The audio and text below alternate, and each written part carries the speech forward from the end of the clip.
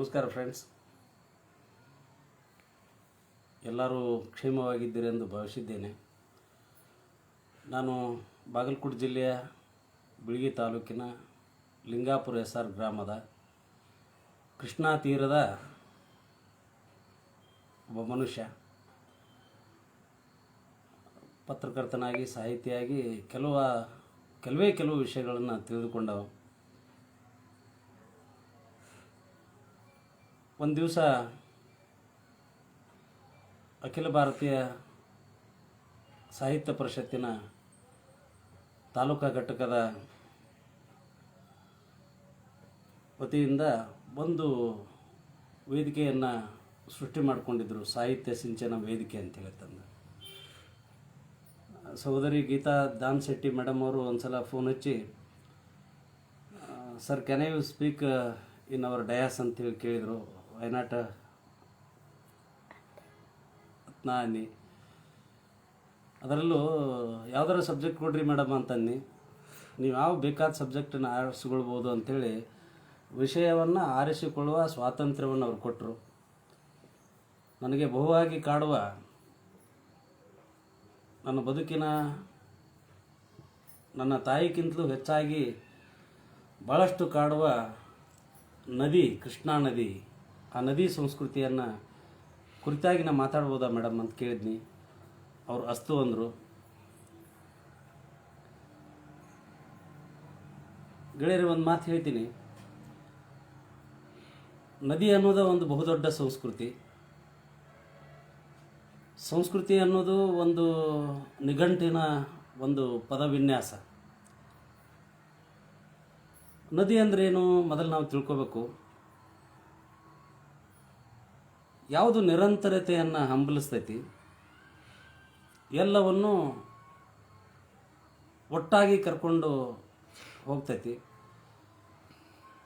ಎಲ್ಲ ನದಿ ನದಾರಿಗಳನ್ನು, ಗುಡ್ಡ ಗವಾರಗಳನ್ನು ದಾಟಿ ದಾಟಿ ದಾಟಿ ಎಲ್ಲರನ್ನೂ ಒಳಗೊಂಡು ಹಳ್ಳ ಕೊಳ್ಳ ಎಲ್ಲನೂ ಸೇರಿಸಿಕೊಂಡು ತನ್ನ ಗಮ್ಯದತ್ತ ಯಾವುದು ಸಾಗ್ತೈತೋ ಅದು ನದಿ.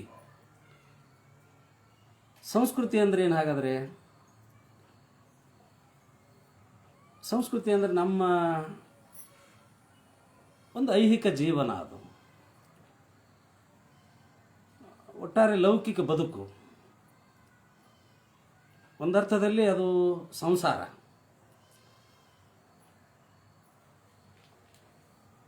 ಭವದ ಭಾವಾವಳಿ ಅಂತ ಒಂದು ಅರ್ಥನೂ ಐತೆ. ಅದು ಜನನ ಮರಣಗಳ ಋತುಚಕ್ರ. ಅದು ಈ ಒಂದು ಸಬ್ಜೆಕ್ಟನ್ನು ನಾನು ಆಯ್ಕೆ ಮಾಡ್ಕೊಳ್ಳೋಕೆ ಕಾರಣ ಆದದ್ದೇನೆಂದ್ರೆ, ಸಾಹಿತ್ಯ ಸಿಂಚನ ವೇದಿಕೆ 48ನೇ ಉಪನ್ಯಾಸಕ್ಕೆ ನಾನು ಅವರ ಎಲ್ಲ 47 ಉಪನ್ಯಾಸಗಳನ್ನು ಭಾಳ ದೊಡ್ಡವ್ರು ಮಾತಾಡ್ಯಾರ, ಉಪನ್ಯಾಸಕರಿಗೆ ಮಾತಾಡ್ಯಾರ, ಮಾತನಾಡುವ ವೃತ್ತಿಯನ್ನೇ ಬದುಕಿದವ್ರು ಮಾತಾಡ್ಯಾರ, ಬಹುದೊಡ್ಡ ಸಾಹಿತಿಗಳು ಮಾತಾಡ್ಯಾರ, ಉಪನ್ಯಾಸಕರು ಮಾತಾಡ್ಯಾರ. ಮಾತು ಬಲ್ಲದ ಜಗುಲು ಕಟ್ಟಿಯ ಒಬ್ಬ ಹಳ್ಳಿ ಹುಡುಗ ನಾನು ಕೂಡ ಮಾತಾಡ್ಬೋದೇನೋ ನದಿ ಸಂಸ್ಕೃತಿ ಬಗ್ಗೆ ಅಂತೇಳಿ ಅನ್ನುವ ಒಂದು ಏಕೈಕ ಹಂಬಲದಿಂದ ಅದಕ್ಕೆ ನಾನು ಒಪ್ಕೊಂಡೆ. ಇದಕ್ಕೆ ಅವಕಾಶ ಮಾಡಿಕೊಟ್ಟಂತಹ ಅಖಿಲ ಭಾರತ ಶರಣ ಸಾಹಿತ್ಯ ಪರಿಷತ್ತಿನ ತಾಲೂಕು ಸಮಿತಿಯ ಬಾಗಲಕೋಟೆಯ ಘಟಕದ ವತಿಯಿಂದ ನಡೆಯುವ ಗೀತಾ ದಾನ್ ಶೆಟ್ಟಿ ಮೇಡಮ್ ಅವರ ಪರಿಕಲ್ಪನೆಯಲ್ಲಿ ನಮ್ಮ ನಾಗರಾಳದ ಕೃಷಿ ವಿಜ್ಞಾನಿ, ನನಗೆ ಆತ್ಮೀಯರು, ನನ್ನ ಕುಟುಂಬದ ಭಾಳಷ್ಟು ಬೇಕಾದವರು, PD ಜತ್ತಿ ಅವರು ಇದಕ್ಕೆ ಮಾರ್ಗದರ್ಶಕ ಆಗ್ಯಾರ ಅನ್ನೋದು ನನಗೆ ಭಾಳ ಸಂತೋಷದ ವಿಷಯ. ಜೊತೆಗೆ ಕಾಸಿಮ್ ನದಾಪ್ ಅವರು, ಸುನಿಲ್ ದೇವನಗಾಮಿ ಅವರು ಸಂಯೋಜನೆ ಮಾಡ್ತಾರೆ. ಭಾಳ ಒಳ್ಳೆಯ ಕ್ರಿಯಾಶೀಲ ಮನಸ್ಥಿತಿಗಳು ಉಳ್ಳವರು ಅನ್ನೋದು ನನಗೆ ಜಿಲ್ಲೆಯೊಳಗೆ ನಾನು ಕಂಡುಕೊಂಡೀನಿ. ಜೊತೆಗೆ ಇದನ್ನೆಲ್ಲ ಸಂಯೋಜನೆ ಮಾಡುವ ಶ್ರೀಮತಿ ಮಂಜುಳಾ ಅಂಗಡಿ ಅವರಿಗೆ ಮೊಟ್ಟ ಮೊದಲು ಈ ಒಂದು ಅವಕಾಶಕ್ಕಾಗಿ ನಾನು ಅವರಿಗೆ ಕೃತಜ್ಞತೆಗಳನ್ನು ಹೇಳ್ತಾ, ಫ್ರೆಂಡ್ಸ್, ಇವತ್ತು ಸಾಮಾಜಿಕ ಜಾಲತಾಣ ಅಂದ್ರೆ ಅದು ನೆಗೆಟಿವ್ ಸೆನ್ಸ್ನೊಳಗೆ ಬಿಂಬಿತ ಆಗಕತ್ತೈತಿ. ಮೊಬೈಲ್ ನೋಡಿದ್ರೆ ಮಕ್ಕಳು ಹಾಳಾಕಾರ, ಮೊಬೈಲ್ ನೋಡಿದ್ರೆ ಜನ ಹಾಳಾಕತಿ, ಟಿ ವಿ ನೋಡಿದ್ರೆ ಎಲ್ಲ ಹಾಳಾಕತಿ ಅನ್ನುವಂಥ ಒಂದು ನೆಗೆಟಿವ್ ಪರಂಪರೆ ಒಳಗೆ ನಾವು ಸಾಮಾಜಿಕ ಜಾಲತಾಣ ಮತ್ತು ಎಲ್ಲ ಡಿಜಿಟಲ್ ಇಂಡಿಯಾವನ್ನು ನಾವು ದೂರುವ ಸಂದರ್ಭದಲ್ಲಿ ಒಂದು ಪ್ರಜ್ಞಾವಂತ ವಲಯ, ಅದರಲ್ಲೂ ಕೊರೋನಾ ಕಾಲಘಟ್ಟದಂಥ ಸಾವುಗಳು ಕೇಕೆ ಹಾಕುವ ಸಂದರ್ಭದೊಳಗೆ ಮತ್ತು ಸಾವುಗಳು ಮನೆ ಅಂಗಳಕ್ಕೆ ಬಂತೇನು ಅನ್ನುವಂಥ ಒಂದು ಸಂದರ್ಭದೊಳಗೆ ಎಲ್ಲ ಮನೆಗಳು ಬಾಗಿಲು ಮುಚ್ಕೊಂಡು, ಎಲ್ಲ ಮುಖಗಳು ಮಾಸ್ಕ್ ಹಾಕ್ಕೊಂಡು, ಎಲ್ಲ ಊರಿಗೆ ದಾರಿಗೆ ಬೇಲಿಗಳು ಬಿದ್ದು, ಕೇವಲ ಅಲ್ಲಿ ಪೊಲೀಸ್ ಲಾಠಿ, ಸೈರನ್, ಸಾವಿನ ಭಯವನ್ನು ಹುಟ್ಟಿಸುವಂಥ ಸಂದರ್ಭದೊಳಗೆ ಮಾತುಗಳು ಮೌನಕ್ಕೆ ಜಾರಿದ ಸಂದರ್ಭದಲ್ಲಿಯೂ ಕೂಡ ಒಂದು ಪ್ರಜ್ಞಾವಂತ ವಲಯ, ಅದರಲ್ಲೂ ಬಾಗಲಕೋಟೆ ಒಳಗೆ ಅಂಗೈ ಅರಗಿಣಿ ಅಂತೀವಿ ನಾವು ಮೊಬೈಲಕ್ಕೆ. ನಮ್ಮ ಚಂಪಾ ಅವರು ಅದಕ್ಕೆ ಕರ್ಣ ಪಿಶಾಚಿ ಅಂತಿದ್ರು. ಅಂಗೈ ಅರಗಿಣಿಯ ಮುಖಾಂತರ ಆ ಒಂದು ಸಂವಹನದ ಸಾಧ್ಯತೆಯನ್ನು ಬಳಸಿಕೊಂಡು ಮನುಷ್ಯನಿಗೆ ಮಾತಾಡಲಾರ್ದ ಇರೋಕ್ಕೆ ಸಾಧ್ಯ ಆಗೋದಿಲ್ಲ. ಮಾತಾಡಲೇಬೇಕು, ಯಾವುದೇ ಕಾರಣದಿಂದ ಮಾತಾಡಬೇಕು ಅನ್ನುವಂಥ ಒಂದು ಒಳಗಿನ ಮನುಷ್ಯ ಧಾವಂತಗಳನ್ನು ಬಳಸಿಕೊಂಡು ಇಂಥವೆಲ್ಲ ಕ್ರಿಯೆಗಳನ್ನು ನಡೆಸಿದರು. ಮಾತನಾಡಿಸುವ ಮತ್ತು ಸಂವಹಿಸುವ ಗೀತಾ ದಾನಶೆಟ್ಟಿ ಮೇಡಮ್ ಅವ್ರಿಗೆ ಮತ್ತು ಅವ್ರ ಟೀಮ್ಗೆ ನಾನು ಕೃತಜ್ಞತೆ ಅರ್ಪಿಸ್ತಾ ನನ್ನ ಕೆಲವು ಮಾತುಗಳನ್ನು, ಈ ಮೊದಲೇ ಹೇಳಿದಂತೆ ನನಗೆ ಒಂದು ಉಪನ್ಯಾಸದ ಹೋಗ ಗೊತ್ತಿಲ್ಲ. ನಾನು ನಡೆದು ಬಂದ ದಾರಿ ನದಿ ಸಂಸ್ಕೃತಿಯನ್ನು ಆಗಿರುವುದರಿಂದ, ಆ ನದಿಯಲ್ಲಿ ಈಸಾಡ್ದವ ಆಗಿರುವುದರಿಂದ ಕೆಲವು ಮಾತುಗಳನ್ನು ತಮ್ಮ ಜೊತೆ ಹಂಚ್ಕೊಳ್ಳೋಕೆ ಇಷ್ಟಪಡ್ತೀನಿ. ಫ್ರೆಂಡ್ಸ್, ಈ ಜಗತ್ತಿನ ಮೂಲ, ಅದರ ವೈಜ್ಞಾನಿಕ ಹಿನ್ನೆಲೆ, ಅದರ ಭೌಗೋಳಿಕ ಹಿನ್ನೆಲೆ, ಅದು ಯಾವುದೇನೇ ಇರಲಿ, ಅದ್ರ ಒಂದು ಮಾತಂತರೂ ಸತ್ಯ, ಜಗತ್ತಿನ ಎಲ್ಲ ನಾಗರಿಕತೆಗಳು, ಜಗತ್ತಿನ ಎಲ್ಲ ನಾಗರಿಕ ಸಂಸ್ಕೃತಿಗಳು ಹುಟ್ಟಿದ್ದೇ ನದಿ ಮೂಲದಿಂದ ಅನ್ನೋದು ಅದು ಐತಿಹಾಸಿಕ ಸತ್ಯ.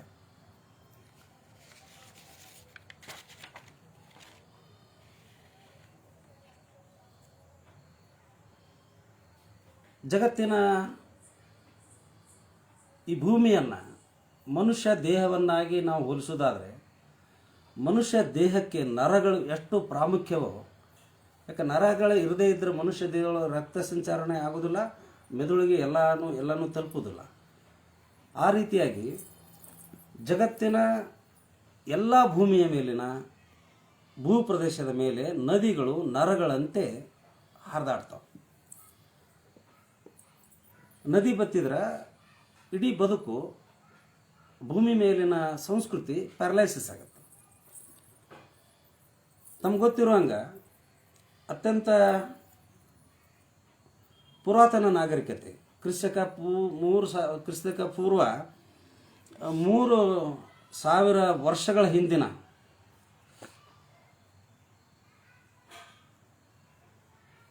ಮೆಸೊಪೊಟೇಮಿಯಾ ನಾಗರಿಕತೆ,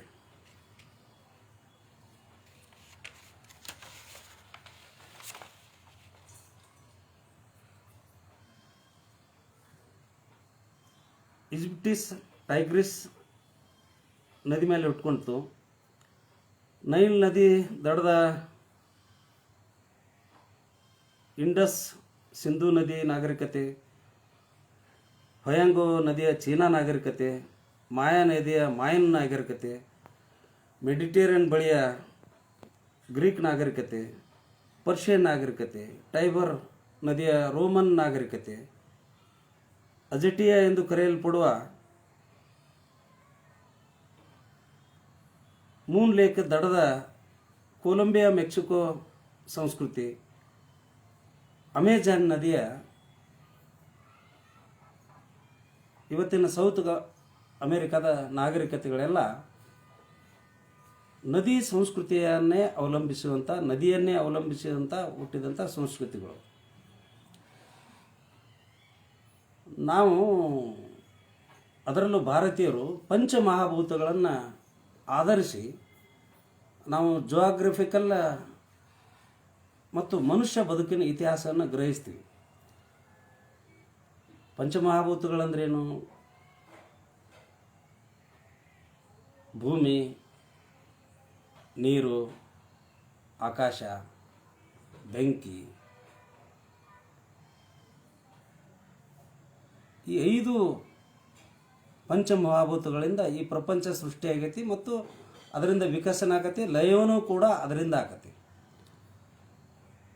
ಆಕಾಶ ಸುಲಭ ಸಾಧ್ಯವಾಗಿ ಎಲ್ಲರಿಗೂ ಲಭ್ಯ ಆಕತಿ. ಭೂಮಿ ಮೇಲೆ ಹುಟ್ಟಿದ ಅಂಡಜ 21 ಲಕ್ಷ ಜೀವರಾಶಿಗಳಿಗೆ, ಪಿಂಡಜ 21 ಲಕ್ಷ ಜೀವರಾಶಿಗಳಿಗೆ, ಉದ್ವಿಜ 21 ಲಕ್ಷ ಜೀವರಾಶಿಗಳಿಗೆ, ಜಲಜ 21 ಲಕ್ಷ ಜೀವರಾಶಿಗಳಿಗೆ, ಒಟ್ಟಾರೆ 84 ಲಕ್ಷ ಜೀವರಾಶಿಗಳಿಗೆ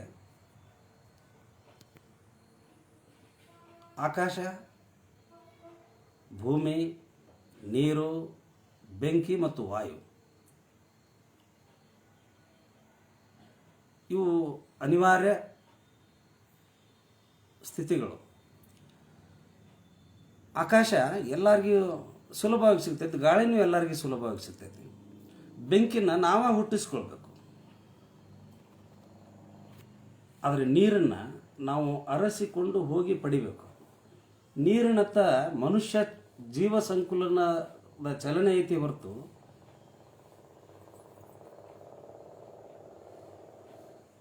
ಬದುಕು ನೀರನ್ನು ಅಲಿಸ್ಕೊಂಡು ಹೋಗಬೇಕು ಹೊರತು ಅನ್ನೋ ಒಂದು ಆಧಾರದ ಮೇಲೆ ಎಲ್ಲ ಸಂಸ್ಕೃತಿಗಳು, ಈಗ ನಾನು ಹಿಂದೆ ಹೇಳಿದ ಎಲ್ಲ ಸಂಸ್ಕೃತಿಗಳು ನದಿಯ ದಡದಲ್ಲೇ ಹುಟ್ಟಿದವು. ಹಾಗಾದರೆ ಜೀವಜಲ ಎಂದು ಕರೆಸಿಕೊಳ್ಳುವ ಈ ನದಿಗಳು ಒಟ್ಟು ಮನುಷ್ಯ ಸಂಸ್ಕೃತಿಯ ಬಹುದೊಡ್ಡ ಭಾಗವಾಗಿ, ಅದರಲ್ಲೂ ಭಾರತೀಯ ಭೌಗೋಳಿಕ ಮತ್ತು ದೈವಿಕ ಮತ್ತು ಎಲ್ಲ ರೀತಿಯ ಪರಂಪರೆಯಲ್ಲಿ, ಒಟ್ಟು ಬದುಕಿನ ಪರಂಪರೆಯಲ್ಲಿ ನದಿಗಳ ಪಾತ್ರ ತುಂಬ ಮಹತ್ವದ್ದು. ಎರಡು ರೀತಿಯ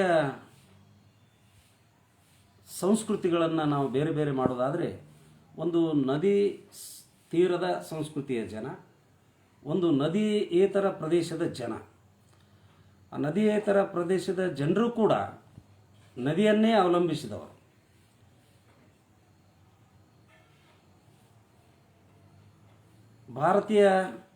ಭಾರತದಲ್ಲಿ ಗಂಗಾ, ಯಮುನಾ, ಸಿಂಧು, ಕೃಷ್ಣ, ಗೋದಾವರಿ ಈ ಪ್ರಮುಖ 7-8 ನದಿಗಳನ್ನು ಹೊರತುಪಡಿಸಿದರೂ ಕೂಡ, ಗೊತ್ತಿರಲಿ ನಿಮಗೆ ಫ್ರೆಂಡ್ಸ್, ಸುಮಾರು 400ಕ್ಕೂ ಹೆಚ್ಚು ನದಿಗಳು ಭಾರತದಲ್ಲಿ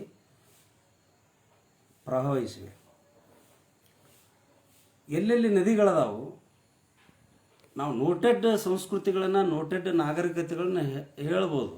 ಆದರೆ ಎಲ್ಲಿ ನದಿ ಐತಿ ಅಲ್ಲಿ ಒಂದು ತನ್ನಷ್ಟಕ್ಕೆ ತಾನೇ ಒಂದು ನದಿ ಸಂಸ್ಕೃತಿ ರೂಪುಗೊಂಡಿರ್ತೈತೆ.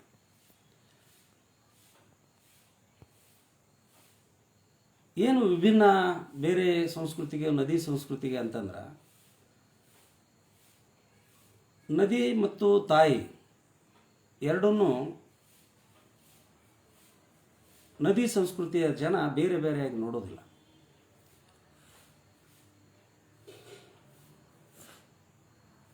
ನದಿ ಸಂಸ್ಕೃತಿಯ ಜನರ ಹಂಬಲ ಅದು ನದಿಯ ಹಂಬಲದ ಜನ. ನದಿಗೆ ದಾಟಿಸುವ ಗುಣಧರ್ಮ ಗೊತ್ತು, ಮುಳುಗಿಸುವುದು ನದಿಯ ಸಂಸ್ಕೃತಿ ಅಲ್ಲ. ನದಿಗೆ ಮಡಿ ಮೇಲಿಗಳು ಇಲ್ಲ.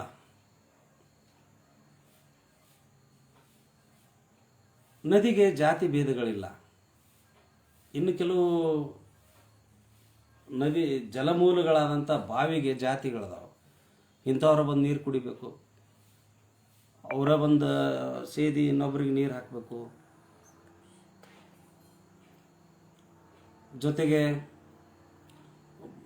ಕೆರೆಗೆ ಹೋದ್ರೆ ಆ ಕೆರೆಗೆ ಅವರು ಬರಬಾರ್ದು, ಇವರು ಬರಬಾರ್ದು. ಇತ್ತಿತ್ತಲಾಗಿ ಬಂದಿರತಕ್ಕಂಥ ಪಂಪ್ಸೆಟ್ಗೆ ಅವರು ಎಲ್ಲ ತುಂಬಿಕೊಂಡು ಆದಮೇಲೆ ರಾತ್ರಿ ಅದಕ್ಕೆ ನಾವು ತುಂಬ್ಕೊಂಬರ್ಬೇಕು ಅನ್ನುವಂಥ ಜಾತಿ ಭೇದ ವ್ಯವಸ್ಥೆಯ ಮೂಲಗಳು ಎಲ್ಲ ನದಿ ಮೂಲಗಳದಾವೆ. ಬಟ್ ನದಿಗೆ ಜಾತಿ ಧರ್ಮ ಮತಗಳ ಹಂಗಿಲ್ಲ.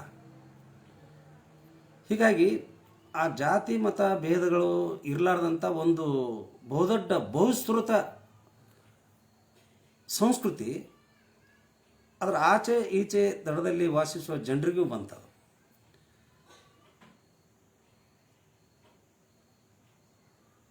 ಮತ್ತು ಒಂದು ನದಿ ತೀರದ ಭೂಪ್ರದೇಶಕ್ಕೆ ಅಗಾಧವಾದ ಕಸುವು.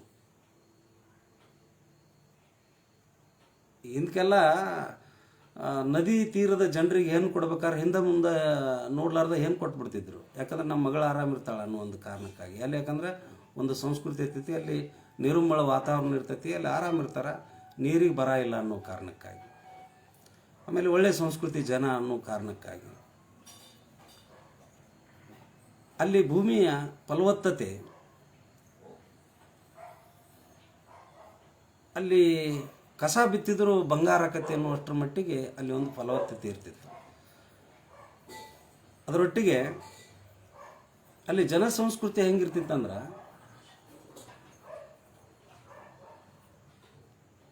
ಯಾವುದೇ ಪ್ರಕ್ರಿಯೆ ಚಾಲೂ ಮಾಡ್ರಿ ನೀವು, ಅದು ನದಿ ಮೂಲದಿಂದನೇ ಚಾಲು ಆಕಿತ್ತು. ಉದಾಹರಣೆಗಾಗಿ ಗಣಪತಿ ನಾವು ಕುಂದಿರ್ಸ್ತೀವಿ ಅಂತಂದ್ರೆ ಗಣಪತಿ ಪೂಜೆಗೆ ನೀರ ಕುಂದ್ರಿಸೋ ಮುಂದೆ ನೀರ ನದಿಯಿಂದನೇ ಹೋಗ್ಬೇಕು. ಅದನ್ನು ಮುಳುಗಿಸು ಅಂದ್ರೆ ಗಣಪತಿ ಕಳಿಸೋದು ನದಿಗೆ ಕಳಿಸ್ಬೇಕು. ಈ ದ್ಯಾಮವ್ವ, ದುರ್ಗವ್ವ, ದಾಳವ್ವ ಇವೆಲ್ಲ ದೇವ್ರುಗಳನ್ನು ಹೊಳಿ ಕಳಿಸೋದಂತಿದ್ದೀವಿ ನಾವು. ಹೊಳಿ ಕಳಿಸೋದಂತಂದ್ರೆ ಜಳಕ್ಕೆ ಕಳಿಸೋದಂತ ಅರ್ಥ. ಅದು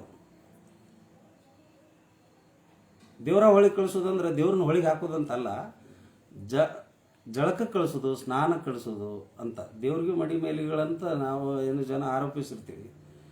ಮುಂದೆ ಮತ್ತೆ ಹೊಳ್ಳಿ ದೇವ್ರನ್ನ ಹೊಳಿ ಕಳಿಸೋದು, ಅದನ್ನು ಗಣಪತಿನ ಹೊಳಿ ಕಳಿಸ್ದಂಗೆ ಮತ್ತು ಅಲಾಯ ದೇವ್ರನ್ನ ಹೊಳಿ ಕಳಿಸ್ದಂಗೆ. ದೇವರ ಆರಂಭದ ಆಚರಣೆಗಳು, ಹಬ್ಬ ಹರಿದಿನದ ಆಚರಣೆಗಳ ಆರಂಭವೂ ಕೂಡ ನದಿ ಮೂಲನ, ಸಮಾರೋಪವೂ ಕೂಡ ನದಿ ಮೂಲನ. ಜಾಗತಿಕ ಇತಿಹಾಸದ ಜಾಗತಿಕ ಚರ್ಚು, ಮಸೀದಿ, ಮಂದಿರಗಳನ್ನು ಬಿಟ್ಟ ಭಾರತದ ಒಂದು ಜನರು ನದಿಯನ್ನು ನಂಬುವಂಥ ಒಂದು ಭಾವನೆಯನ್ನು ಅರ್ಥ ಮಾಡ್ಕೊಳಕ್ಕಾದ್ರೆ ನೀವು 6 ಶಾಸ್ತ್ರ, 18 ಪುರಾಣ, 4 ವೇದಗಳು, 4 ಟೀಕೆಗಳನ್ನು ಎಲ್ಲ ಓದಿ ನೋಡ್ರಿ. ಅಲ್ಲಿ ನದಿಗೆ ಪಂಚಮಹಾಭೂತಗಳಿಗೆ ಭಾರಿ ಪ್ರಾಧಾನ್ಯತೆ ಐತಿ, ಬಟ್ ನದಿಗೆ ಅತ್ಯಂತ ಪ್ರಾಧಾನ್ಯತೆ ಸ್ಥಾನ ಐತಿ. ಬಹುದೊಡ್ಡ ದೇವಸ್ಥಾನಗಳು, ಭಾರತದ ಬಹುದೊಡ್ಡ ದೇವಸ್ಥಾನಗಳು ಒಂದೊಂದು ನದಿ ದಡದಲ್ಲೇ ಸ್ಥಾಪಿಸಲ್ಪಟ್ಟವು. ಅದು ಗಂಗಾ ನದಿಯ ಕಾಶಿ ಆಗಿರ್ಬೋದು, ಕೇದಾರ ಆಗಿರ್ಬೋದು, ಬದ್ರಿ ಆಗಿರ್ಬೋದು, ಹಂಗೆ ನಡ್ಕೋತ ಬಂದ್ರೆ ಶೃಂಗೇರಿ ಆಗಿರ್ಬೋದು, ತುಂಗಾ ನದಿಯ ಶೃಂಗೇರಿ ಆಗಿರ್ಬೋದು, ಧರ್ಮಸ್ಥಳ ಆಗಿರ್ಬೋದು, ಕೂಡಲ ಸಂಗಮ ಆಗಿರ್ಬೋದು, ಚಿಕ್ಕ ಸಂಗಮ ಆಗಿರ್ಬೋದು, ಹಲವಾರು ಸುಕ್ಷೇತ್ರಗಳು ನದಿ ಸಂಸ್ಕೃತಿಯ ಒಂದು ಅಂಗವಾಗಿನ ಸ್ಥಾಪಿತಾಗ್ಯವು. ಈ ನದಿಗೂ ಮತ್ತು ಆಧ್ಯಾತ್ಮಿಕಕ್ಕೂ ಒಂದು ಅವಿನಾಭಾವ ಸಂಬಂಧ. ಶ್ರಮ, ಆಧ್ಯಾತ್ಮ ಮತ್ತು ಜನಪದ, ನಿರಂತರತೆ ಇವೆಲ್ಲ ಒಂದಕ್ಕೊಂದು ಮೇಳೈಸಿದಂಥ ಬಹುಶ್ರುತವಾದಂಥ ಸಂಸ್ಕೃತಿ ಅಂದರೆ ನದಿ ಸಂಸ್ಕೃತಿ.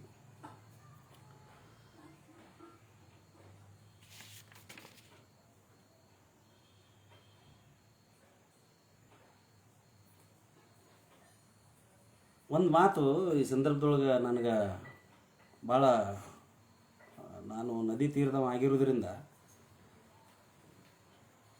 ನನಗೆ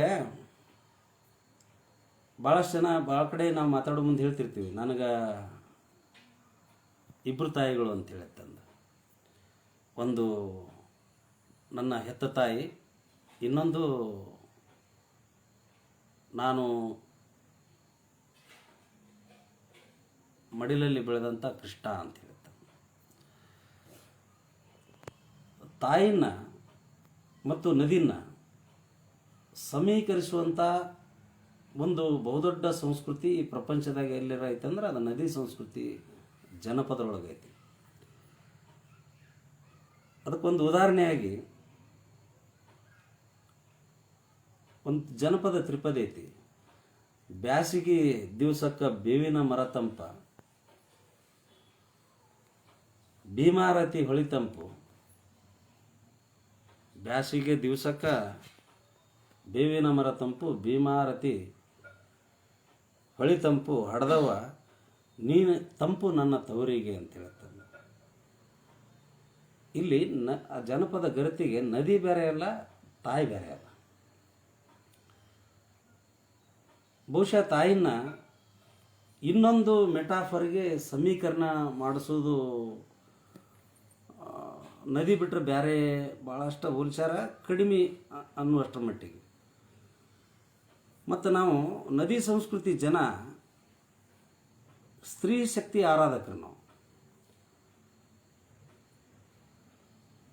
ಗಂಡು ದೇವ್ರಿಗಿಂತಲೂ ಹೆಣ್ಣು ದೇವರುಗಳನ್ನು ನದಿ ಸಂಸ್ಕೃತಿ ಜನ ಹೆಚ್ಚು ನಂಬ್ತಾರೆ. ಹಿಂಗಾಗಿ ಅವರು ಭೂಮಿನ ತಾಯಿಗೆ ಹೋಲಿಸ್ತಾರೆ. ದೊಡ್ಡ ಉದಾಹರಣೆ ಹೇಳ್ಬೇಕಂದ್ರೆ ಇಡೀ ದೇಶದೊಳಗನ, ಭಾರತ ದೇಶದೊಳಗನ ಎಲ್ಲ ನದಿಗಳಿಗೂ ಸ್ತ್ರೀಯರ ಹೆಸರುಗಳಿವೆ. ಗಂಗಾ ಆಗಿರ್ಬೋದು, ನಮ್ಮವನ ಹೆಸರಿರ್ತಕ್ಕಂಥ ಯಮುನಾ ಆಗಿರ್ಬೋದು, ಯಮುನಾ ನದಿ ಆಗಿರ್ಬೋದು. ಕೆಲವೊಬ್ಬರು ವಿಶ್ಲೇಷಣೆ ಮಾಡ್ತಾರೆ, ಒಂದೇ ಒಂದು ಗಂಡಸಿನ ಹೆಸರಿರೋ ನದಿ ಅಂದ್ರೆ ಅದು ಬ್ರಹ್ಮಪುತ್ರ ಅಂತ ಹೇಳಿತ್ತಂದು. ಏನು ಬ್ರಹ್ಮಪುತ್ರ ಅಂತ ಹೇಳಿತ್ತಂದು. ಅದೇನೋ ಕೆಲವರ ವಾದ ಇರ್ಬೋದು, ಬಟ್ ಎಲ್ಲ ನದಿಗಳ ಹೆಸರು ಹೆಣ್ಣು ಮಕ್ಕಳಿಗೆ ಸೀಮಿತವಾಗಿರ್ತಕ್ಕಂಥದ್ದು. ಕಲ್ಲೊಂದು ಬಿಟ್ರೆ ಈ ಜೀವ ಸೃಷ್ಟಿಯ ಎಲ್ಲವುಗಳು ಬಹುಪಾಲ 75% ಸ್ತ್ರೀ ನಾಮದಿಂದ ಗುರುತಿಸಲ್ಪಡ್ತಾವೆ. ಆಮೇಲೆ ನದಿ ಸಂಸ್ಕೃತಿ ಒಳಗೆ ಆಹಾರ ಪದ್ಧತಿ ಬಗ್ಗೆ ಒಂದಿಷ್ಟು ಹೇಳ್ಬೇಕಾಗತ್ತೆ.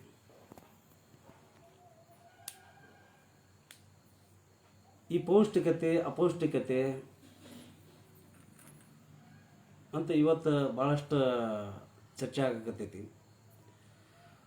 ನದಿ ಸಂಸ್ಕೃತಿ ಒಳಗೆ ಬೆಳೆಯುವ ಆಹಾರದ ಕಸು ಮತ್ತು ಅದರ ತಾಕತ್ತನ ಬೇರೆ.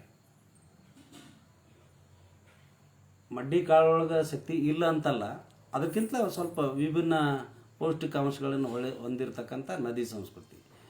ಈ ಹೊಳಿ ಕುಂಬಳ, ಹೊಳಿ ಅವರಿ ಹೇಳ್ತಾರ ನಮ್ಮ ಜಾನಪದರು. ಒಂದು ಕಡೆ ಹೊಳೆದಂಡಿ ಹೈನಕ್ಕ ಹೆಡಸ್ಬಾಳ, ಹೊಳೆದಂಡಿ ಹೈನಕ್ಕೆ ಹೆಡಸ್ಬಾಳ, ಹೊಳೆದಂಡಿ ಗೋಧಿಗೆ ಕಸುಬಾಳ,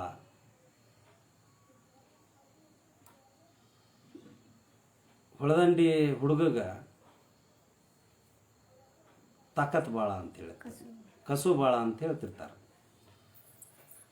ಅವು ಕೇವಲ ಯಾರೂ ತಮ್ಮ ಇದಕ್ಕೆ ಬರ್ದದ್ದಲ್ಲ, ಅದು ಜನಪದರ ಒಂದು ಅಲ್ಲಿ ಸಂಸ್ಕೃತಿ ಜನರ. ಮತ್ತು ಅದನ್ನು ನೀವು ನೋಡ್ರಿ, ನದಿ ಸಂಸ್ಕೃತಿ ಒಳಗೆ ಇರುವಷ್ಟು ಅಗಸಿ ಒಳಗೆ ಇರುವಷ್ಟು ಅಗಸಿ ಗುಂಡುಗಳಾಗಲಿ ಸಂಗ್ರಾಮ ಕಲ್ಲುಗಳಾಗಲಿ ಎಲ್ಲಿ ಇಲ್ಲ. ಆಮೇಲೆ ಯಾರಾದರೂ ದನ ಮಾರ್ತಿದ್ರಂದ್ರೆ, ಎತ್ತಾಗಲಿ ಊರಾಗಲಿ ಎಮ್ಮೆ ಆಗಲಿ ಮಾರ್ತಿದ್ರಂದ್ರೆ, ಆಕಳಾಗಲಿ ಮಾರ್ತಿದ್ರಂದ್ರೆ, ಹೊಳಿ ದಂಡೆಯವ್ರಿಗೆ ಇನ್ನೂ ಒಂದು 10-20 ರೂಪಾಯಿ ಕಡಿಮೆ ಬಂದರೂ ಅದನ್ನು ಮಾರ್ತಿದ್ರು ಅವರು. ಯಾಕಂದ್ರೆ ನಮಗೆ ಹೋದಲ್ಲೇನು ದನ ಅಲ್ಲಿ ಆರಾಮ ಇರ್ತೈತಿ, ಅಲ್ಲಿ ನೀರು ಇರ್ತೈತಿ, ನಿಡಿ ಇರ್ತೈತಿ, ಚಲೋ ಮೇವು ಇರ್ತೈತಿ ಅನ್ನೋ ಕಾರಣದಿಂದ 10 ರೂಪಾಯಿ ಲುಕ್ಷಾನ್ ಮಾಡ್ಕೊಂಡ್ರು ಕೊಡ್ತಿದ್ರು. ಬಟ್ ನಮ್ಮ ಕಡೆ ನದಿ ಸಂಸ್ಕೃತಿ ಜನರು ಒಂದಕ್ಕೆ 2 ರೇಟ್ ಕೊಡ್ತೀವಿ ಅಂತಂದ್ರೂ ನದಿ ಅಲ್ಲದ ಪ್ರದೇಶಗಳ ಜನರಿಗೆ ತಮ್ಮ ದನಕರುಗಳನ್ನು ಮಾರ್ತಿದ್ದಿಲ್ಲ. ಹೆಣ್ಣು ಅಂತರೂ ಕೊಡೋದಂತರೂ ದೂರ ಉಳೈತಿ.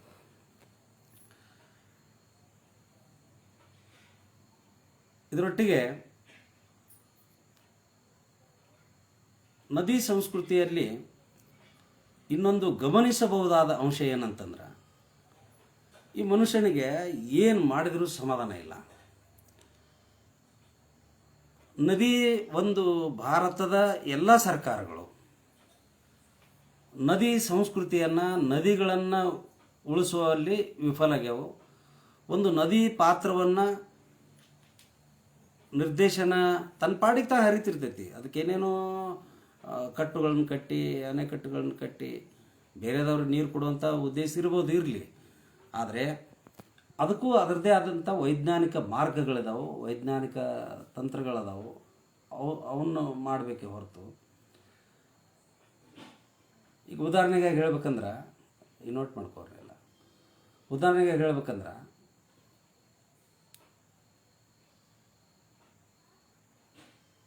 ಒಂದು ನದಿ ಅದು ಹಿಮಾಲಯನ್ ಬೇಸಿಸ್ ರಿವರ್ ಆಗಿರ್ಬೋದು ಅಥವಾ ಸಹ್ಯಾದ್ರಿ ಬೇಸಿಸ್ ರಿವರ್ ಆಗಿರ್ಬೋದು. ಹಿಮಾಲಯನ್ ಬೇಸಿಸ್ ರಿವರ್ಸ್ಗೆ ನಿರಂತರತೆ ಜಾಸ್ತಿ ಇರ್ತೈತಿ, 12 ತಿಂಗಳು ಹರಿತಾವು, ಯಾಕಂದ್ರೆ ಅಲ್ಲಿ ಹಿಮ ಕರಗ್ತಿರ್ತೈತಿ. ಉಳ್ಕದಿ ಕಾಡಿ ಸೌತ್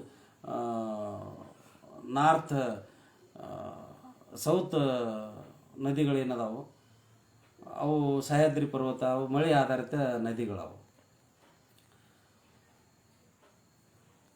ಮನುಷ್ಯ ಜನಸಂಖ್ಯೆ ಹೆಚ್ಚಾದಂಗೆ ನೀರಿನ ಹಂಬಲ ಹೆಚ್ಚಾತು, ಭೂಮಿಯಾಗೆ ನೀರಾವರಿ ಬೇಕನ್ನಿಸ್ತಿ, ಕಾಸ್ಮೋಪಾಲಿಟಿನ್ ಮೆಟ್ರೋಪಾಲಿಟಿನ್ ಸಿಟಿಗಳು ಬರ್ದಂಗೆ ಅವು ಊರಿಗೆ ನೀರು ಕೊಡ್ಬೇಕಾಗಿ ಬಂತು. ಹೀಗಾಗಿ ನದಿಯನ್ನು ತಡೆದು ಅಲ್ಲಿ ನೀರು ಸಂಗ್ರಹಣೆ ಮಾಡಿ ಬೇರೆ ಕಡೆ ಸಾಗಿಸುವಂಥ ಅನಿವಾರ್ಯ ನಾಗರಿಕತೆ, ಆಧುನಿಕ ನಾಗರಿಕತೆ ಸೃಷ್ಟಿಯಾಯಿತು.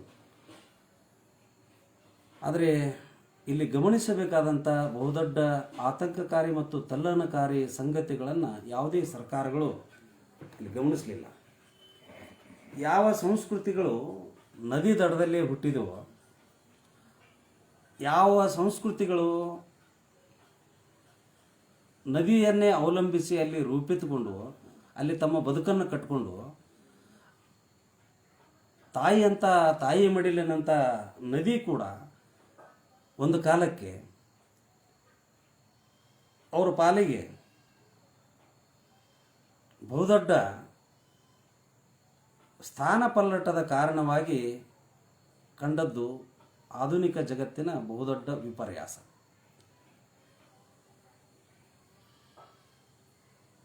ಕೃಷ್ಣಾ ನದಿ ಎಲ್ಲ ನರ್ಮದಾ ಎಲ್ಲ ಬಿಟ್ಬಿಡೋನು. ನಾನು ಬಾಗಲಕೋಟೆ ಜಿಲ್ಲೆಯೂ ಆಗಿರೋದ್ರಿಂದ ಬಾಗಲಕೋಟೆ ಜಿಲ್ಲೆಯ ಈ ನದಿಯ ಸ್ಥಾನಪಲ್ಲಟ ಮತ್ತು ನದಿ ಸಂಸ್ಕೃತಿಯನ್ನು ಹಾಳು ಮಾಡುವಂಥ ಆಧುನೀಕರಣ ಜಗತ್ತಿನ ಒತ್ತಡಗಳ ಕಾರಣಗಳನ್ನು ಸ್ವಲ್ಪ ಹೊತ್ತು ತಮಗೆ ಹೇಳ್ಬೇಕು ಅನ್ನಿಸ್ತೈತಿ.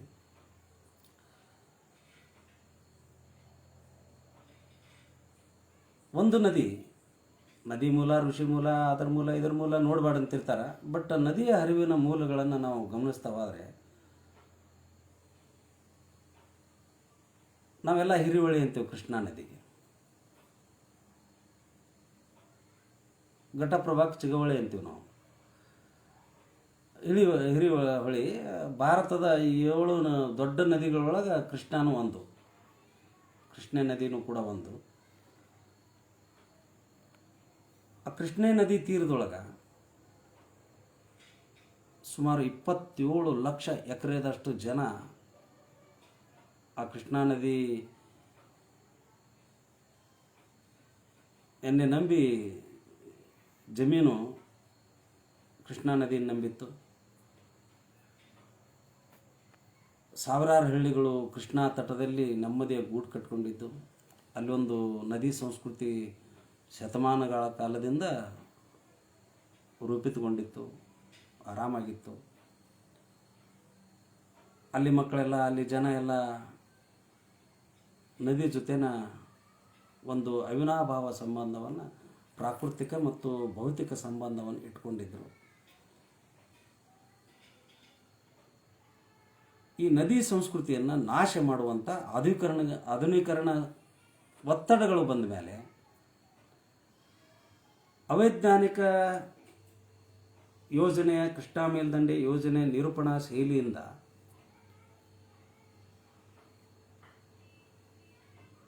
ಏಷ್ಯಾ ಖಂಡದಲ್ಲಿ ಬಹುದೊಡ್ಡ ಯೋಜನೆ ಇದು ಕೃಷ್ಣಾ ಮೇಲ್ದಂಡೆ ಯೋಜನೆ. ಹರಪ್ಪ ಮೊಹೆಂಜೊದಾರೋ ಸಂಸ್ಕೃತಿ, ಮೆಸೊಪೊಟೇಮಿಯಾ ನಾಗರಿಕತೆ ಸಂಸ್ಕೃತಿ, ಈಜಿಪ್ಟಿಯನ್ ನಾಗರಿಕತೆ ಸಂಸ್ಕೃತಿ, ಚೀನಾ ನಾಗರಿಕತೆ ಸಂಸ್ಕೃತಿ, ಆ ಸಂಸ್ಕೃತಿ ಇತಿಹಾಸವನ್ನು ಅಲ್ಲಿ ಬದುಕು ಕಟ್ಟಿಕೊಂಡ್ರು, ಆ ನದಿ ಈ ನದಿ ದಂಡಿ ಮೇಲೆ ಬದುಕು ಕಟ್ಕೊಂಡ್ರು ಅನ್ನುವಂಥ ಸಂಸ್ಕೃತಿಯ ಪಾಠಗಳನ್ನು ನಾವು ಎಲ್ಲ ಓದೋ ಸಂದರ್ಭದೊಳಗೆ ಒಂದು ಕಡೆ ನಮ್ಮ ಕಣ್ಣೆದುರಿಗೆನ ಒಂದು ನದಿಯ ಕಾರಣದಿಂದ ಇಡೀ ಒಂದು ಬದುಕಿನ ಸಂಸ್ಕೃತಿ ನಾಶ ಆಗಿಬಿಡ್ತಿ, ಸ್ಥಾನಪಲ್ಲಟ ಆತು ಅನ್ನುವಂಥದ್ದು ಅರಗಿಸಿಕೊಳ್ಳಬೇಕಾದಂಥ ಕಷ್ಟ ಸಾಧ್ಯವಾದಂಥ ಒಂದು ವಿಪರ್ಯಾಸ. ಎಷ್ಟು ಮಟ್ಟಿಗೆ ಅಂತಂದ್ರೆ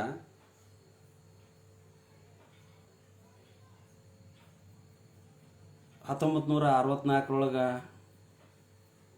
ನಾನು ಬಾಗಲಕೋಟೆ ಜಿಲ್ಲೆಯನ್ನು ಆಗಿರುವುದರಿಂದ ನದಿ ಸಂಸ್ಕೃತಿಯನ್ನು ನಾನು ಅದನ್ನು ಕೃಷ್ಣಾ ನದಿ ತೀರ ಸಂಸ್ಕೃತಿಗೆ ಅದನ್ನು ಸೀಮಿತಗೊಳಿಸಿ ಮಾತಾಡೋಕ್ಕೆ ಇಷ್ಟಪಡ್ತೀನಿ. ಅಲ್ಲಿ ಜಾನಪದ, ಅಲ್ಲಿ ಸಂಸ್ಕೃತಿ ಎಲ್ಲ ಮಾತಾಡೋದಕ್ಕಿಂತ ಈ ಸಂಸ್ಕೃತಿಯ ಹುಟ್ಟು ಮತ್ತು ನಾಶಗಳ ನಡುವೆ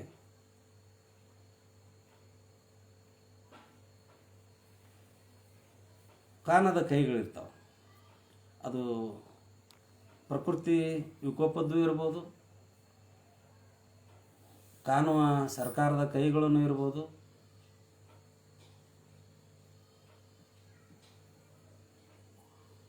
$1964 ಲಾಲ್ ಬಹದ್ದೂರ್ ಶಾಸ್ತ್ರಿ ಅವರಿಂದ ಇಟ್ಟು ಪ್ರಾರಂಭವಾದಂಥ ಕೃಷ್ಣಾ ಮೇಲ್ದಂಡೆ ಯೋಜನೆ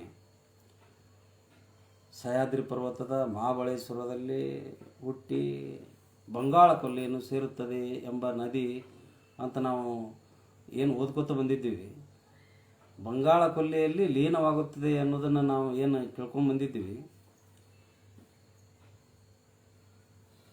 ಅದು ನಮ್ಮ ಕಣ್ಣು ಮುಂದೆನ ಹಲವಾರು ಬದುಕುಗಳನ್ನು, ಆಪೋಷಣಗಳನ್ನು ತೆಗೆದುಕೊಂಡಂಥ ಯೋಜನೆ ಆಯಿತು. ಅಲ್ಲಿ ಎಲ್ಲ ಸಂಸ್ಕೃತಿಗಳು, ದೇವಾಲಯ ಸಂಸ್ಕೃತಿ, ಜನಪದ ಸಂಸ್ಕೃತಿ, ವಾಸ್ತುಶಿಲ್ಪ ಸಂಸ್ಕೃತಿ, ನೆಲ ಸಂಸ್ಕೃತಿ, ಅಲ್ಲಿಯ ಜಾನುವಾರು ಸಂಸ್ಕೃತಿ ಎಲ್ಲನೂ ಒಂದು ಸಂಸ್ಕೃತಿ ನಮ್ಮ ಕಣ್ಣು ಮುಂದೆನೇ ಇಲ್ಲವಾಗುವಂಥ ಒಂದು ಪ್ರಕ್ರಿಯೆ ನದಿ ಸಂಸ್ಕೃತಿಯ ಹುಟ್ಟಿನ ಮೂಲಗಳನ್ನು ನೋಡಿದರೆ, ಬೆಳವಣಿಗೆಗಳನ್ನು ನೋಡಿದರೆ ಅತ್ಯಂತ ದಾರುಣವಾದದ್ದು.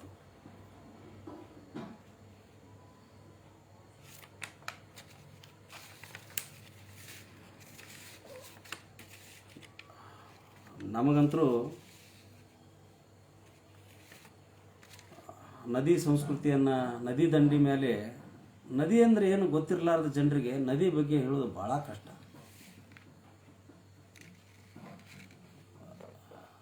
ಅವಾಗಿನ ನದಿ ಜನರ ಬಾಲ್ಯ ಹೆಂಗಿತ್ತಂದ್ರೆ, ಅವ್ರ ತಾಯಿ ಮತ್ತು ಆ ಊರ ಅಗಸ್ಯಂಗಳ ಮತ್ತು ಅವ್ರ ಶಾಲಿಕ್ಕಿಂತಲೂ ಹೆಚ್ಚ ಹೊಳೆಯೊಳಗನ ಹೆಚ್ಚು ಕಾಲ ಕಳೀತಿದ್ರು ಬಾಲ್ಯ.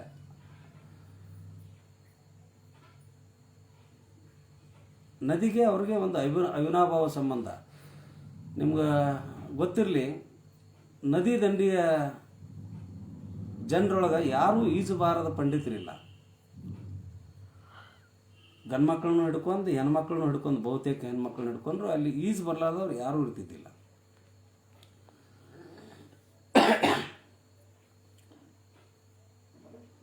ಅವೆಲ್ಲ ಮರೆತು ಸರ್ಕಾರ ಕೊಟ್ಟಂಥ ಪುಟ್ಕೋಸಿ ಪರಿಹಾರ ತಗೊಂಡು ಮಸಿ ಗಡಿಗೆ ತಲೆ ಮೇಲೆ ಹೊಟ್ಕೊಂಡು ಊರಲ್ಲದ ಊರಿಗೆ, ದಾರಿ ಅಲ್ಲದ ದಾರಿ ನಡೆದು ಬದುಕ ಹೆಂಗೈತೆ ಅನ್ನೋದು ಗೊತ್ತಿರಲಾರ್ದನ ಅನೂಹ್ಯವಾದ ಬದುಕಿನ ಹೆಜ್ಜೆಗಳಿಗೆ ಮುಖ ಮಾಡಿ ಖುಷಿ ಕುನ್ನಿ ಬಗಲಾಗಿಟ್ಕೊಂಡು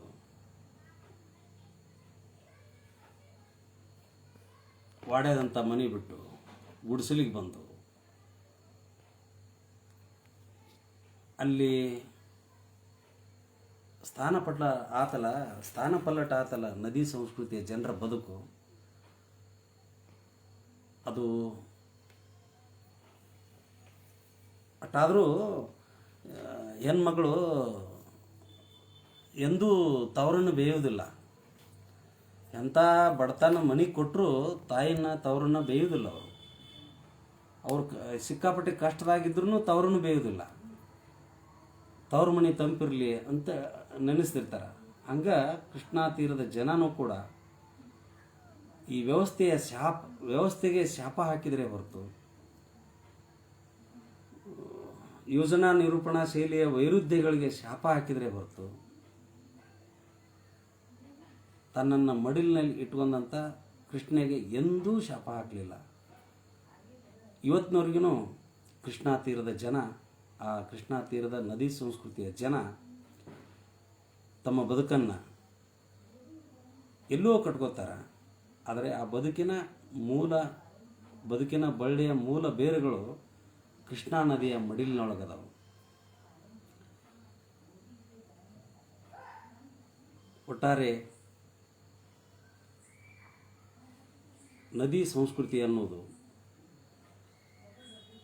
ಅದು ಜನಜೀವನದ ಒಟ್ಟು ಸಂಸ್ಕೃತಿಯ ಅಂದ.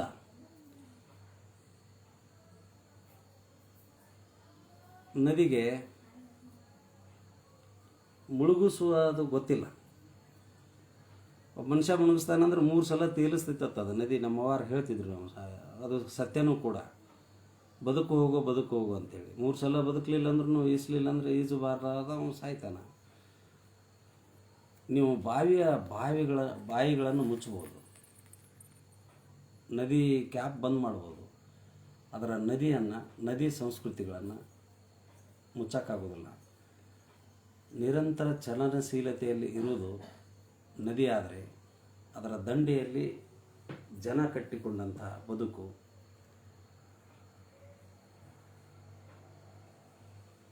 ಕೊನೆಯದಾಗಿ ಒಂದು ಮಾತು ಹೇಳಿ ನಾನು ಮಾತು ಮುಗಿಸೋದಾದರೆ,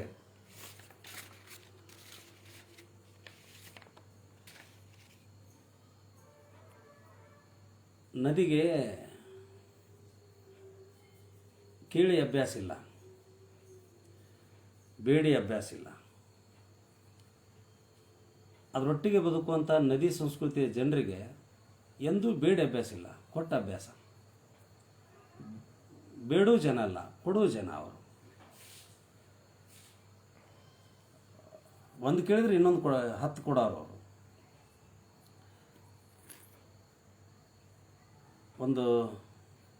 ಒಂದು ಸಲ ಲೋಕಾಪುರ ಸರು ನಾವು ಅವ್ರ ಕೃಷ್ಣ ಹರಿದಳು ಕಾದಂಬರಿ ಕುರಿತಾಗಿ ಮಾತಾಡೋ ಮುಂದೆ ಒಂದು ಮಾತು ಹೇಳಿದ್ದು ನನ್ನ ನೆನಪಾತದು.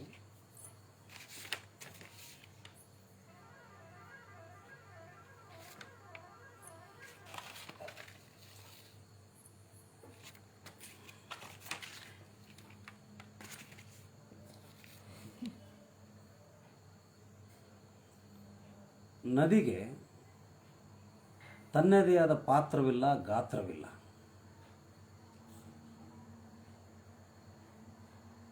ಅದು ತನ್ನ ಮಹಾಪಾತ್ರವಾದಂಥ ಸಾಗರವನ್ನು ಸೇರುವವರೆಗೆ ವಿರಮಿಸುವುದಿಲ್ಲ. ಯಾರು ಯಾವ ಪಕ್ಷಿ ನೀರು ಕುಡಿತಿ ನನ್ನ ಮಡಿಲಿನೊಳಗೆ ಅದು ಕೇಳೋದು ನೋಡೋದಿಲ್ಲ, ಯಾವ ಜಾತಿ ಪ್ರಾಣಿ ಕುಡಿತತ್ ಕೇಳೋದಿಲ್ಲ, ಯಾವ ಜಾತಿ ಜನ ಬಂದ್ರೆ ಕೇಳೋದಿಲ್ಲ.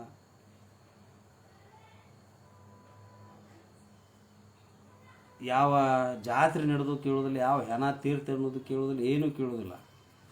ತನ್ನಷ್ಟಕ್ಕೆ ತಾನು ನಿರಂತರ ಚಲನೆಯನ್ನು ಮುಂದುವರಿಸ್ಕೊಂಡು ಹೋಗೋದು ಕಿರಣ್. ಆ ಕಾರಣದಿಂದ ನದಿ ಮತ್ತು ತಾಯಿ ಬೇರೆ ಬೇರೆ ಅಲ್ಲ. ಅವನ ಜೋಡಿ ಸೆಟ್ಕೊಂಡ ಉಪವಾಸ ಅಡ್ಡಾಡೋದು ಎಷ್ಟು ಅವಹೇಳನಕಾರಿನೋ, ಎಷ್ಟು ಕಂಗಾಲ್ಗಡಿತನೋ, ಅಷ್ಟೇ ಹೊಳಿ ಜೋಡಿ ಸೆಟ್ಕೊಂಡ ಕೆಟ್ಟ ಮೈ ವಾಸಲೆ ಜಳಕ ಮಾಡ್ಲೆ ಅಡ್ಡಾಡೋದು ಅಷ್ಟ ನಿಷ್ಪಾಪಿತನ ಅಂತ ಹೇಳ್ತಿದ್ರು ಅವರು. ನದಿ ಆ ಸಂಸ್ಕೃತಿ ನಮ್ಮ ಇವತ್ತಿನ ನವನಗರದೊಳಗಾಗಲಿ, ಅಲ್ಲಿ ಬೀಳುವ ನಾಳದ ನೀರಿನಿಂದಾಗಲಿ ಸಿಗುವಂಥದ್ದಲ್ಲ. ನಮ್ಮ ಎಲ್ಲರ ಇವತ್ತಿನ ನಮ್ಮ ಮಕ್ಕಳ ಬಾಲ್ಯ ನೋಡಿರ ನಮ್ಗೆ ಭಾಳ ಕೆಟ್ಟ ಅನಿಸ್ತೈತಿ. ನಮ್ಮ ಮಕ್ಳಿಗೆ ಈಜನ ಬರೋದಿಲ್ಲಲ್ಲಪ್ಪ, ಅವ್ರನ್ನ ಸ್ವಿಮ್ಮಿಂಗ್ ಕಲ್ ಕರ್ಕೊಂಡು ಹೋಗ್ಬೇಕು. ನಾವೆಲ್ಲ ಈಜು ಕಲ್ತದ್ದ ಗೊತ್ತಿಲ್ಲ, ಎಷ್ಟು ಈಜ್ತೀವಿ ಅನ್ನೋದು ಗೊತ್ತಿಲ್ಲ. ಇವತ್ತಿನವರೆಗೂ ನಮ್ಮ ಗೆಳೆಯ ಹೇಳ್ತಿದ್ದ, ನನಗೆ 3 ದಿವಸ ನೀರಾಗ ಹೋಗಿದ್ರು ನಾವು ಒಟ್ಟ ಮುಳುಗಿ ಸಾಯಂಗಿಲ್ಲ ಅಂತ ಹೇಳ್ತಂದ. ಹೆಂಗೆ ಮುಳುಗಬಾರ್ದು ಅನ್ನೋದನ್ನು ಕಲಿಸಿದ್ದು ನದಿ ಸಂಸ್ಕೃತಿ. ನಮಗೆ ಹೆಂಗೆ ತೇಲ್ಬೇಕಂತ ಕಲಿಸಿದ್ದು ನದಿ ಸಂಸ್ಕೃತಿ, ಹೆಂಗೆ ಬದುಕಬೇಕಂತ ಕಲಿಸಿದ್ದು ನದಿ ಸಂಸ್ಕೃತಿ, ಹೆಂಗೆ ಒಕ್ಕಲತನ ಮಾಡ್ಬೇಕಂತ ಕಲಿಸಿದ್ದು ನದಿ ಸಂಸ್ಕೃತಿ, ಹೆಂಗೆ ಕರೆ ಹೇಳ್ಬೇಕಂತ ಕಲಿಸಿದ್ದು ನದಿ ಸಂಸ್ಕೃತಿ. ನದಿ ಸಂಸ್ಕೃತಿ ಒಳಗೆ ಇನ್ನೊಂದು ಹೇಳ್ಬೇಕಂದ್ರೆ ಚಟಗಳಿಗೆ ಆಸ್ಪದ ಇಲ್ಲ. ಯಾವುದೇ ದುರ್ವ್ಯಸನಗಳಿಗೆ ನದಿ ದಂಡಿ ಜನ ದುರ್ವ್ಯಸನಗಳನ್ನು ಮಾಡೋದಿಲ್ಲ. ಇತ್ತಿತ್ತಲಾಗಿ ಕೆಲವು ಮಂದಿ ಮಾಡ್ತಾರಂತಂದ್ರೆ ನದಿಯಿಂದ ಆಚೆ ಬಂದ ಮೇಲೆ ಅವ್ರು ರೂಢಿಸ್ಕೊಂಡಾರಂತ ಇರ್ಬೋದು, ಅದು ಅಷ್ಟ. ಆದರೆ ನದಿ ತೀರದ ಜನ ದುಶ್ಚಟನೆಗಳು ಮಾಡೋದಿಲ್ಲ. ಒಳಿಸವ್ರಿಗೆ ಬೇರೆ ಚಟಗಳು ಇರುವುದಿಲ್ಲ. ಆ ಕಾರಣದಿಂದ ನದಿ ಭಾಳಷ್ಟು ಮನುಷ್ಯನ ಬದುಕಿಗೆ ನದಿನ ಭಾಳಷ್ಟು ಕಲಿಸ್ತೈತಿ. ನದಿ ಮಾತು ನಾವು ಕೇಳಬೇಕು. ಒಂದು ನದಿ ಒಂದು ಸಲ ನಾ ಯಾಕೆ ಬತ್ತಿದೆ ಅಂತ ಪ್ರಶ್ನೆ ಮಾಡ್ಕೊಂಡಂತ. ನಾ ಯಾಕೆ ಬತ್ತಿದೆ, ನಾ ಈ ದಿನ ಎಷ್ಟು ಚಲೋ ಹರಿತಿದ್ನಲ್ಲ, ನಾ ಮುಂದೆ ಹೋಗ್ಬೇಕು, ನಾನು ಅಲ್ಲಿ ಸಾಗರ ಸೇರಬೇಕು, ಯಾಕೆ ಬತ್ತಿದೆ ಅಂತ ಕೇಳ್ಕೊಂತ. ಅವಾಗ ಒಬ್ಬ ನಮ್ಮ ಪಡೆಯಪ್ಪ ಜೊತೆ ಅಂತವರು ಕೃಷಿ ವಿಜ್ಞಾನಿ ಬಂದ, ಅವ ತಾಯಿ ನೀ ಬತ್ತಿದ್ದಕ್ಕೆ ಕಾರಣ ನೀನಲ್ಲ, ನಮ್ಮ ರೈತರು ನಿನ್ನ ಕಡೆ ಹರಿದು ಬರುವ ನೀರಿನ ಮೂಲಗಳಾದಂಥ ಹಳ್ಳಗಳನ್ನು ಬಂದ್ ಮಾಡಿ ಹೊಲ ಮಾಡ್ಕೊಂಡಾರ.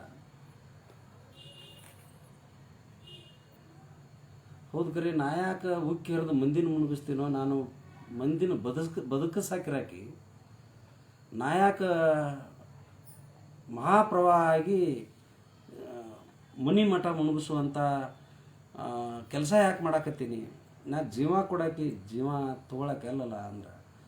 ಅದಕ್ಕೆ ಒಬ್ಬ ವಿಜ್ಞಾನಿ ಹೇಳಿದತ್ತ, ಅದಕ್ಕೆ ಮನುಷ್ಯ ಇವತ್ತಿನ ಸರ್ಕಾರಗಳು ನೀರಿನ ಹರಿವನ್ನು ನಿರ್ವಹಣೆ ಮಾಡುವ, ನದಿ ಪಾತ್ರವನ್ನು ಸರಿಯಾಗಿ ಗುರುತಿಸದೇ ಇರುವ ಕಾರಣದಿಂದಾಗಿ ನಿನ್ನ ಹರಿವು ತಾರುಮಾರಾಗಿದೆ ಹೊರತು ನಿನ್ನ ಭಾವನೆಗಳು ನಿನ್ನ ಗಮ್ಯವಾಗಲಿ ಏನೂ ಆಗಿಲ್ಲ.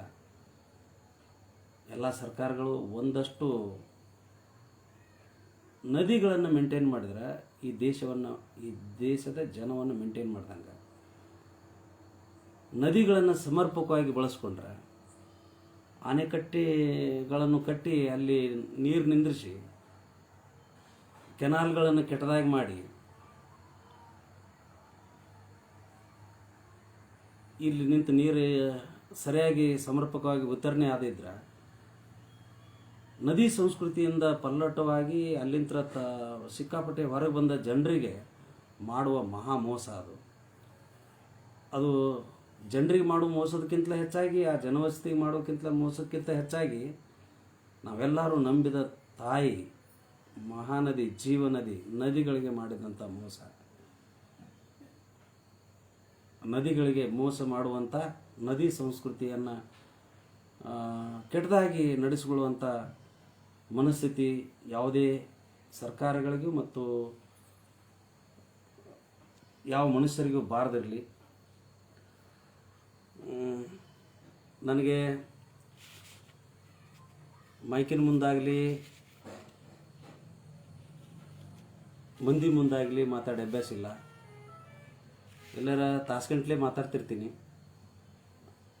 ನನಗೆ ಭಾಷೆಯ ಓಘ ಮತ್ತು ಉಪನ್ಯಾಸದ ಓಘ ಗೊತ್ತಿಲ್ಲ. ಭಾಷೆಯ ಬಳಕೆ ಮತ್ತು ವಾಕ್ಯ ರಚನೆಗಳ ಬಗ್ಗೆ ನನಗೆ ಸರಿಯಾದ ಪರಿಕಲ್ಪನೆಗಳಿಲ್ಲ.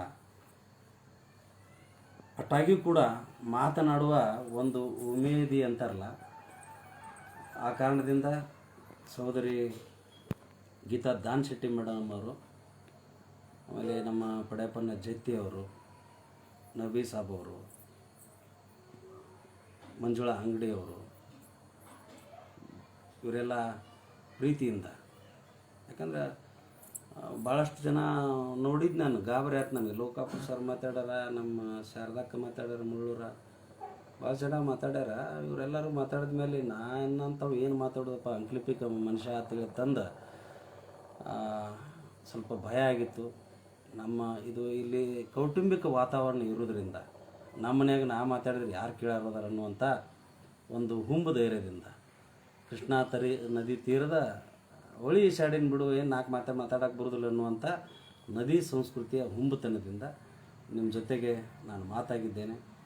ಅಲ್ಲಿ ಅಂಕಿ ಅಂಶಗಳ ಕೊರತೆ ಇರ್ಬೋದು, ಜನಪದ ಅವು ಇವು ಈ ಮೆಟಾಫರ್ಗಳು ಮತ್ತು ಹೋಲಿಕೆಗಳು, ಉಪಮೆಗಳು, ಅನುಪಮೆಗಳು, ಈ ಕಾವ್ಯ ಮೀಮಾಂಸೆ, ಈ ತೌಲನಿಕ ಅಧ್ಯಯನ ಸಂಸ್ಕೃತಿ ನನಗೆ ಅದು ತಿಳಿದೇ ಇರೋದರಿಂದ ಭಾಳಾದರೆ ಲೇಖನದ ರೂಪದೊಳಗೆ ಇದನ್ನು ಮಾಡ್ಬೋದಾಗಿದೆ. ಅದ್ಭುತವಾದಂಥ ಒಂದು ಇದು ಉಪನ್ಯಾಸ ಮಾಲಿಕೆ. ದಾನ್ ಶೆಟ್ಟಿ ಮೇಡಮ್ ಅವ್ರಿಗೆ ನಾನು ಕೃತಜ್ಞತೆಯನ್ನು ಹೇಳ್ತೀನಿ, ಜೊತೆಗೆ ಎಲ್ಲ ಟೀಮಿಗೆ. ಸುಮ್ಮನೆ ನಿಮ್ಮ ಕೆಲಸ ಬಿಟ್ಟು ಒಂದು 45 ನಿಮಿಷ ನಮ್ಮ ಮಾತು ಕೇಳಿದಂಥ ನಿಮಗೆ ಮತ್ತು ಇದನ್ನು ಇಟ್ಟೋತನ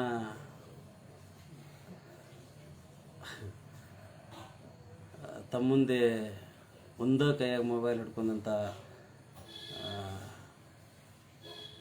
ಅನುಷಾ ಕಿರಣ್ ಬಾಳಗೊಳ ಅವರಿಗೆ ಧನ್ಯವಾದಗಳು ಹೇಳ್ತಾ, ಈ ನಿರಂತರ ಮಾಲಿಕೆಗೆ ನಂದು ಒಂದು ಉಚಿತ ಮತ್ತು ಖಚಿತ ಸಲಹೆ ಏನಂತಂದ್ರೆ, ಮಾತುಗಳು ಕಳೆದು ಹೋಗ್ತಾವೆ, ಮಾತುಗಳು ಮರೆಯಾಕ್ಕಾವು. ನಾನು ಪ್ರಕಾಶ್ ಖಾಡೆ ಅವ್ರಿಗೂ ಕೂಡ ಅದನ್ನೇ ಹೇಳಿದ್ದೀನಿ. ಎಷ್ಟು ಉಪನ್ಯಾಸ ಮಾಲಿಕೆಗಳದಾವಲ್ಲ, ಅವರೆಲ್ಲ ಪ್ರಬುದ್ಧರು ಅದಾರ ನನ್ನನ್ನು ಹೊರತುಪಡಿಸಿ.